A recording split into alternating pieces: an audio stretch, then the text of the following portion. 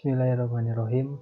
Assalamualaikum warahmatullahi wabarakatuh. Untuk demo program web Quality Smart PT Menara Terus Makmur, di sini adalah tampilan login dari program web Quality Smart. Di sini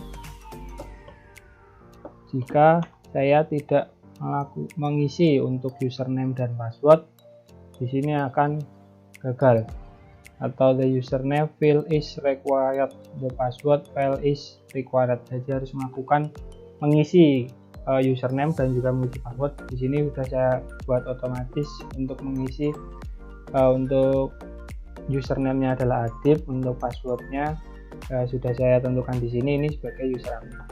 Tapi kalau saya hilangkan passwordnya, saya hanya mengisi data username saja. Di sini di dalam kolom password, di bawah kolom password akan tampil the password field is required. Jadi untuk melakukan login gagal. Lalu di sini saya akan mencoba mengakses login sebagai user admin terlebih dahulu. User admin di sini saya sudah membuat data admin untuk username-nya Adib. Lalu saya melakukan login. Selamat, login berhasil. Nah, di sini adalah dashboard untuk dashboard admin, user admin. Di dalam user admin, di sini ada data, ada menu user, ada menu alat ukur. Di sini menu QC verifikasi, ini adalah project selanjutnya yang harus dilakukan. Lalu di sini user admin dapat membuka data admin atau melihat data admin yang ada. Di sini ada data admin yang sudah saya isi. Sudah saya isi beberapa data. Ini ada data saya dan juga ada data Bapak Ali Sabar selaku section head yang membimbing saya. Di dalam data admin ini, untuk admin dapat melakukan tambah data admin. Nah, di dalam tambah data admin ini, kalau langsung saya klik simpan, dia tidak akan mengakses karena harus melakukan pengisian terhadap menu-menu yang sudah ada di web tersebut, web ini. Jadi kalau saya klik simpan akan muncul the username field is required. Jadi kita harus melakukan penginputan terhadap username. Walaupun kita melakukan penginputan terhadap username, tetapi di dalam level ataupun di dalam password kita tidak mengisi, data akan ditolak karena semuanya di sini harus diisi, datanya harus lengkap. Saya akan mencoba melakukan pengisian.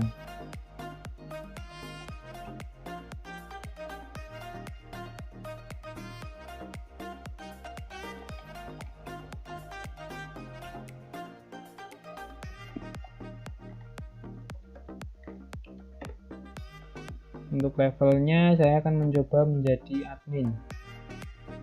Untuk passwordnya akan simpan. Nah, di sini input data sukses. Sini datanya akan masuk ke dalam tabel data admin dan juga masuk di dalam tabel user. Lalu saya akan mencoba tambah data sebagai user karyawan. Saya akan mencoba menambah data user karyawan. Saya akan menggunakan nama teman saya.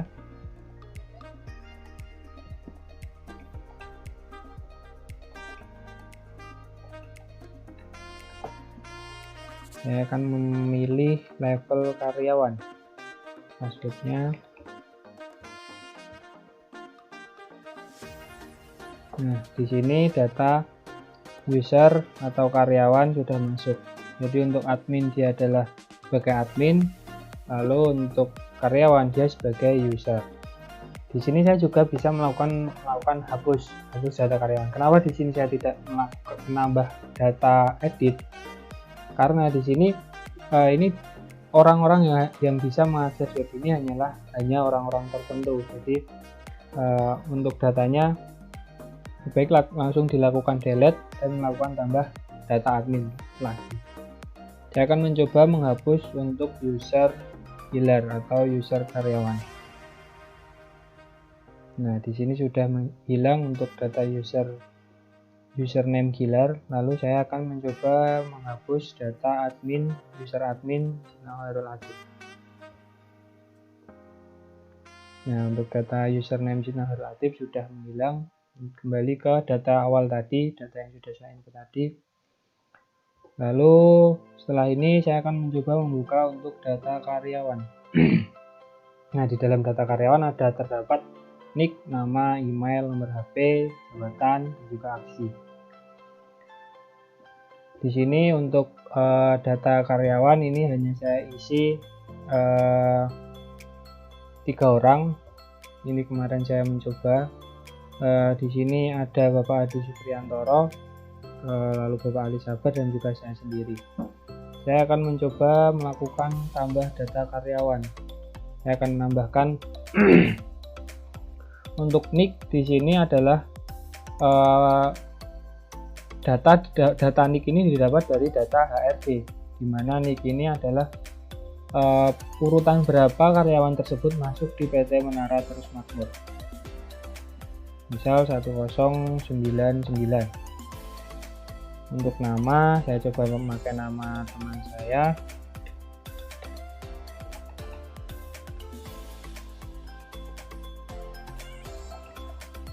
Untuk nomor HP, saya coba input manual. Lalu untuk jabatannya, dia sebagai karyawan. Simpan. Data tersebut akan masuk di data karyawan. Dia sebagai jabatan sebagai karyawan. Mungkin di sini untuk tambah data karyawan, untuk pengujian unitnya saya coba uji jika ini semuanya tidak diisi. Nah, untuk jika data atau input data ini tidak diisi, akan muncul field is required seperti yang lain. Untuk tambah datanya tidak dapat melakukan tidak masuk ke dalam database. Saya coba di sini saya isi. Di sini saya isi.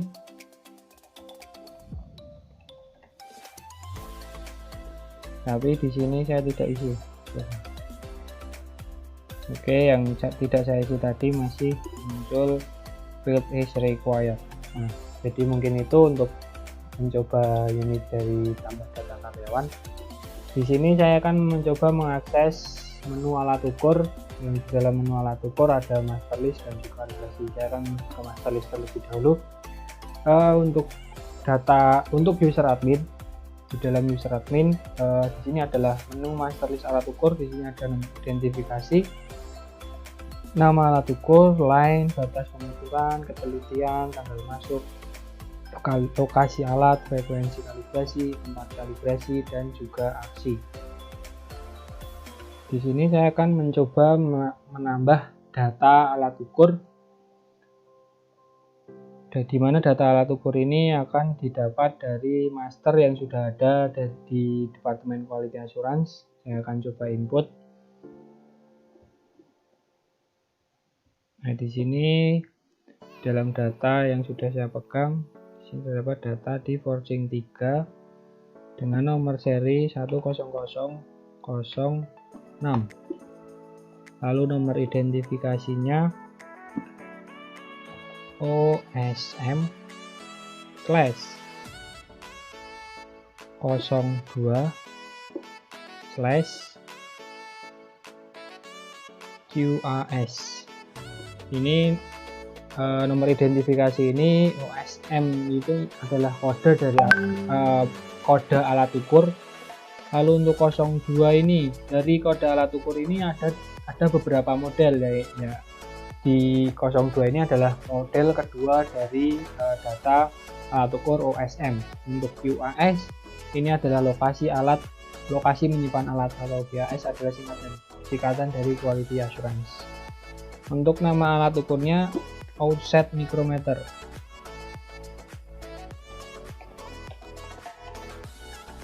Outset Micrometer. Lalu untuk batas pengukurannya 0 sampai 200 mm. Untuk ketelitiannya 0,01.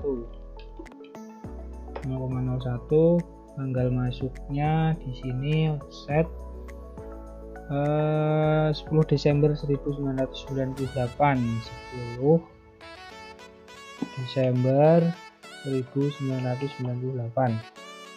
Oke, lalu tempat simpan ada di Departemen Quality Assurance. Untuk merek itu Toyo.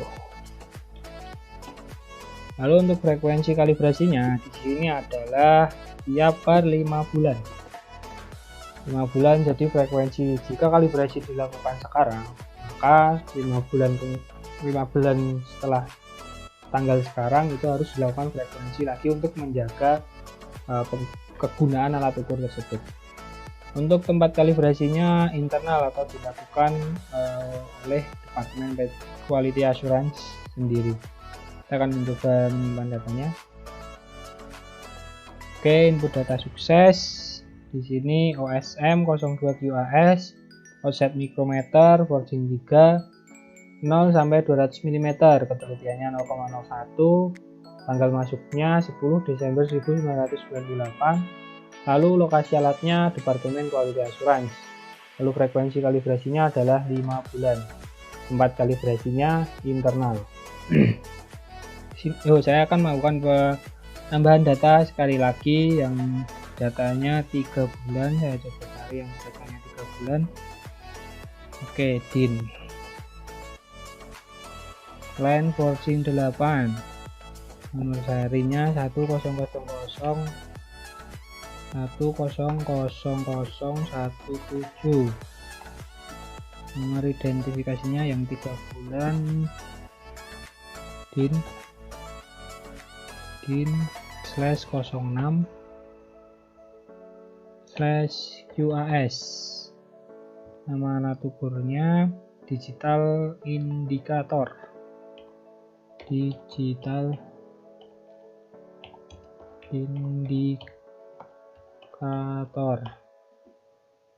lalu batas pengukurannya 0 sampai 10 mm, 0 sampai 10 mm. Untuk ketelitiannya 0,001,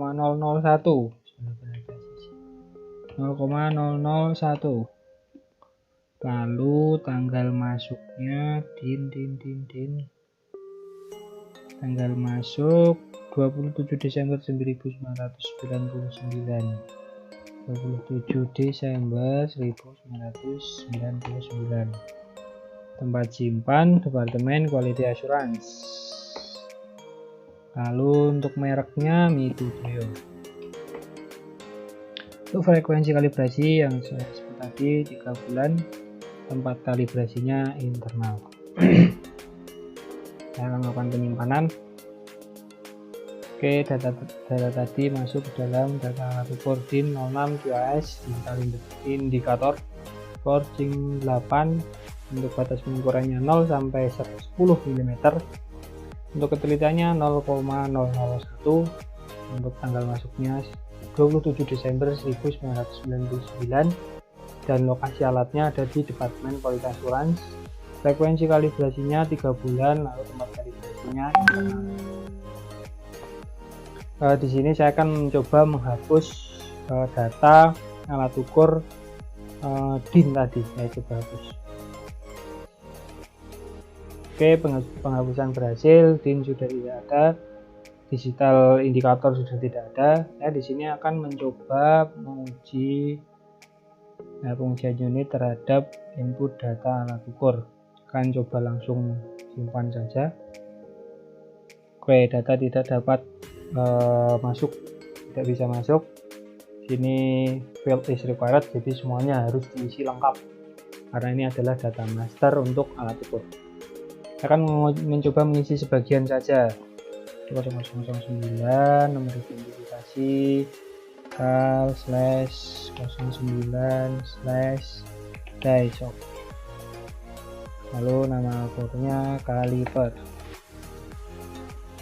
batas pengukurannya 0 sampai 600, yang lain tidak saya isi. Oke, simpan. Ya, jadi yang dari data yang tidak diinput tadi akan tetap muncul field is required, jadi data harus diisi semua. Mungkin untuk data master list tadi cukup. Ini ada export PDF untuk sebagai laporan tambah laporan data alat ukur yang ada sekarang. Bukan ekspor PDF. Ini data-data yang sudah ada di dalam data alat ukur tadi atau di database alat ukur akan muncul. Oke, selanjutnya saya akan melakukan masuk ke menu kalibrasi. Di dalam menu kalibrasi ini hanyalah data yang sudah dikalibrasi. Ini yang dapat melakukan kalibrasi ini adalah karyawan. Jadi nanti saat kita login menggunakan user karyawan, kita akan mencoba melakukan kalibrasi. Oke, langsung saja saya akan mencoba melakukan kalibrasi menggunakan user karyawan. Saya akan keluar terlebih dahulu. Keluar akan di sistem akan menuju ke tampilan login. Saya akan masuk menggunakan user karyawan.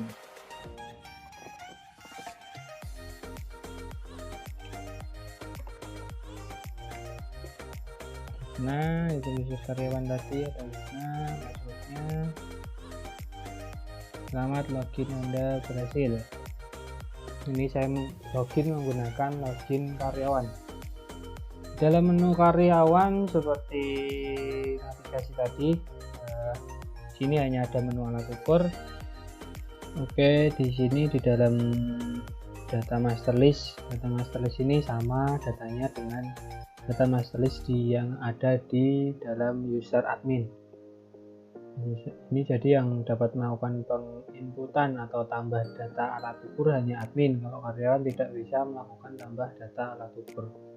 Karyawan hanya bisa melakukan kalibrasi pada menu kalibrasi. Jadi jika saya melakukan kalibrasi terhadap Heykoop, jadi nanti data yang akan dikalibrasi dan yang akan masuk ke menu kalibrasi adalah nomor identifikasi HGA Q05 KIN atau dengan nama akur Heykoop.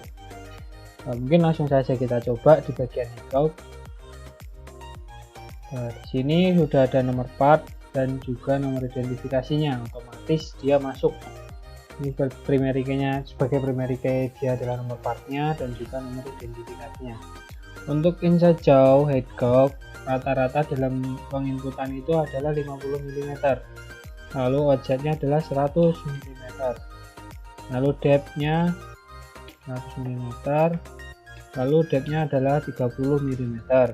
Lalu frekuensi kalibrasinya adalah 5 bulan seperti yang tadi. Untuk tanggal kalibrasinya itu tergantung kapan karyawan melakukan kalibrasi. Berarti hari ini karyawan melakukan kalibrasi tanggal 19 bulan 7 tahun 2020. Otomatis nanti next kalibrasinya adalah tanggal 19 bulan 12 tahun 2020. Jadi 5 bulan ke depan. Di sini untuk data kalibrasi tadi yang sudah yang sudah dilakukan kalibrasi adalah HGA 05 KIN seperti data master list yang tadi. HGA 05 KIN 5 bulan, maksudnya 98 kan inputan di user admin tadi. Lalu kita coba yang 3 bulan. Yang 3 bulan ada DCA 02 QAS. DCA 02 QAS sudah dipastikan oke. Lalu kita melakukan input insert jauh, objek jauh, dan depth.